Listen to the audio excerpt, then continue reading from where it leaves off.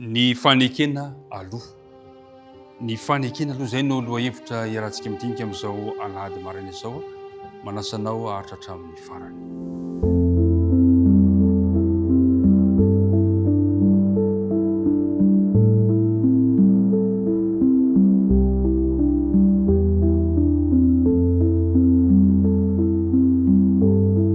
Miarabantsika mpiara-midinika ny ten'Andriamanitra indray tafangana soamantsara tena faly ny mifankahita aminao, faly mifamimiona aminao indray amin'izao anio izao. Tononoko mandrakariva ho anao ny fiadanan'ny Tompo mba hanjaka ao am-ponao sy ny ankohonanao. Milohan'ny andinetsika ity lohahevitra ty dia andeha hiaraka hivavaka isika. Andriamanitra ray be fitiavana ny an-danitro, misaotra anao izahay no ny fampionana indray ataonao aminay amin'izao anio izao. Misaotra tamin'ny fahasoavanao, misaotra ny amin'ny famondram-ponao. Mangatakara izay ankehitriny raha andinika antenao dia mba havelanao ny helokay sy ny fahotanay. Diovy izay Tompo mba ho mendrika ny anaranao. Ankehitriny ary raha andinika antenao zay teny fanena masina no ampitoherinao anty am-ponay. Minara Kristina angatana ny vavaka. Amen. Ry mpiara-midinika namana, manana andininy natao tadidinana isika amin'ity herinandro ity dia amin'ny filazantsara ny Matio toko faha-enina ka ny andininy fahatelo amby telopolo. Efa mahazatra ihany izy io. Matio toko faha-enina ka ny andininy fahatelo amby telopolo manao hoe fakatsao aloha ny fanjakany sy ny fahamarinany dia hanampy ho anao izany rehetra izany. Amin'ity herinandro ity isika dia hijery fotoana vitsivitsy manan-danja nandritra ny fitoeran'ny Isiraelita amin'ny tany nampanantenaina.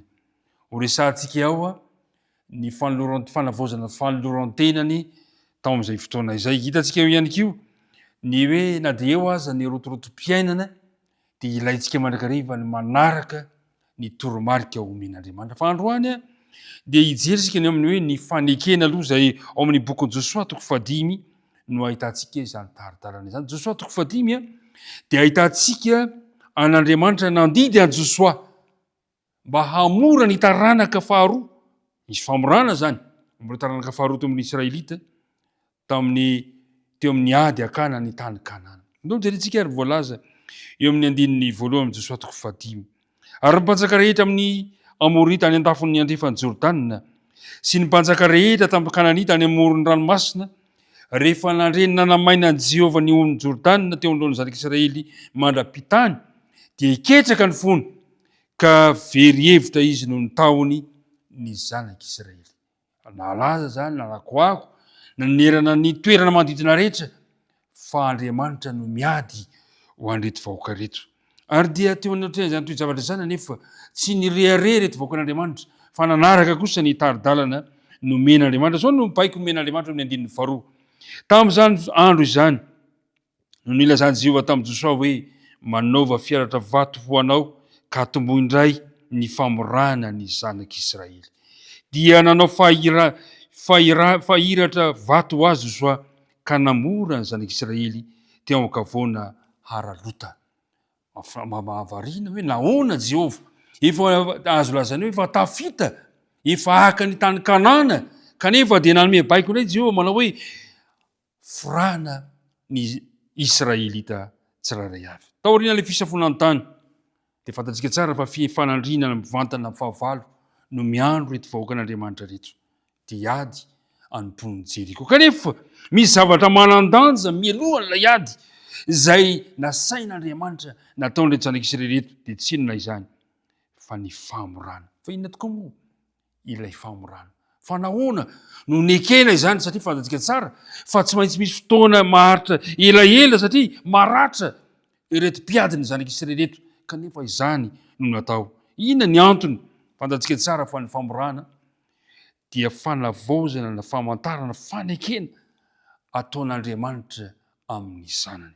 Rehefa manaiky zany ny olona anankiray hiditra ho ankonan'Andriamanitra dia manaiky ny fanatanterana. Zany ary zay no zavatra nasaina nataon'i Josoa mba hanavaozana indray izany fanavaozana ny fifanekena miaraka amin'Andriamanitra zany.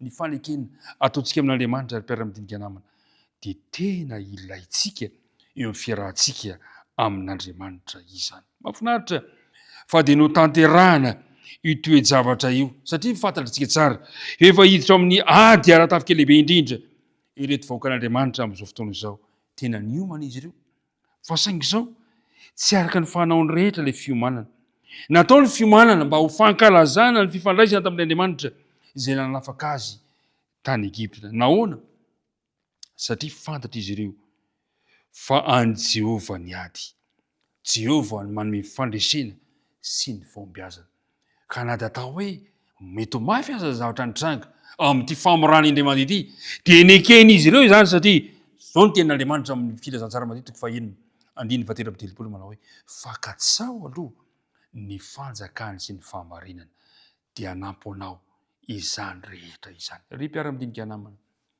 indraindray amin'ny fomba fijeriko amin'ny fomba fijeritsika olombelona dia toa sarotra ny zavatra takian'Andriamanitra kanefa kosa satria Andriamanitra ny tompon'ny ady Andriamanitra ny manome ny fandresena dia hoy izy hoe katsao aloha ny fanjakany sy ny fahamarinana indraindray toa teren'ny toe-javatra isika indraindray toa teren'ny rotorotom-piainana isika ka adinontsika ny manatanteraka izany baiko men'Andriamanitra izany saika amin'ny fotoana rehetra tokoa mantsy no toa aniren'ny fiainana andavanandro antsika anenjika izay veritsika ho zava-manan-danja eo amin'ny fiainana ka indraindray adinontsika ilay tena zava-dehibe indrindra dia ny fanjakan'Andriamanitra eo fiainantsika ka anavaozantsika isan'andro ny fanoloran-tenantsika ho azy ny fanontaniana apetraka ary ny mpiara-midinika namana mandeha zao hoe eritrereto ny fotoana nanaovanao tsirambina fotoana miarahanao tamin'Andriamanitra mihoatra no heverinao fa zava-dehibe eo alohan'ny fiainanao androany tia kosaintsainao le fakatsao aloha ny fanjakany sy ny fahamarinana dia anampaonao izany rehetrarehetra izany Andriamanitra ane anome ny fananany masina aminao ka ahafahanao mahazo fahendrena amin'izay fanapa-kevitra raisitsika amin'ity androany ity andeha hiaraka hivavaka isika ray malala ny an-danitro misotranao izay ny amin'izany fanekena aloha zany hoe mila avaoziny isan'andro isan'andro ny fanoloran-tenanay na dia eo aza ny ady eo anolohan'ny fiainanay dia aoko izahay anao zava-dehibe sy manan-danja indrindra ny fanolorana ny tenanay ho anao amin'ny fotoana ny fahavelomanay dia apetraka ampiaratananao ary tontolo andronay androany aza mafona masaraka anay amin'ara Kristina angatana ny vavaka amen